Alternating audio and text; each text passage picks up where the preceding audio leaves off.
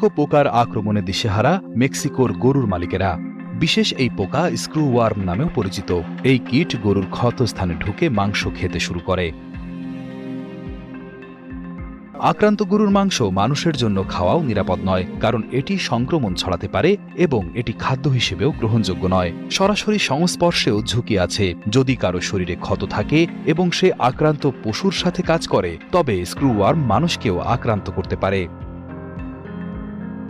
মেক্সিকোর ওয়াহাকা রাজ্যে এই সংক্রমণ ঠেকাতে সরকারি ভেটেরিনারি দল ৩ অক্টোবর শুক্রবার বাজারে গরুর ক্ষততে বিশেষ ওষুধ ও লার্ভিসাইড স্প্রে করেছে। ভেটেরিনারিয়ান আরসি হার্নান্দেজ গার্সিয়া জানান, তারা ক্ষত পর্যবেক্ষণ ও পরিষ্কার অভিযান চালাচ্ছেন। তবে অনেক সময় গরুর মালিকেরা সমস্যাটি চিনতে না পারায় সঠিক সময়ে জানাতে পারেন না, ফলে রোগ আরও ছড়িয়ে পড়ে।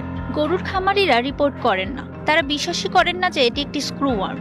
সেই কারণেই আমরা তাদেরকে পোকাটি প্রতিরোধ সম্পর্কে সচেতনতা বাড়াতে বলছি। প্রতিরোধ আমাদের সকলের জন্য খুবই গুরুত্বপূর্ণ। এটি সর্বোপরি জনস্বাস্থ্য নিয়ে ঝুঁকি তৈরি করে। তাই রিপোর্ট করতে পারা, নমুনা দিতে সক্ষম হওয়া, লার্ভা বের করতে সক্ষম হওয়া খুবই গুরুত্বপূর্ণ। কৃষক অ্যাঞ্জেল সান্তিয়াগোর দাবি, সরকারের দল এখনও গ্রামের অনেক জায়গায় পৌঁছায়নি। কৃষকদের পরজীবীর লক্ষণ ও প্রতিকার সম্পর্কে জানানো প্রয়োজন। গরুর খামারি আন্তোনিও কাস্তিয়ানোস জানান, রোগের ভয়ে ক্রেতারা গরু কিনতে চায় না, তাই প্রতি কেজিতে দামেরও পতন ঘটেছে।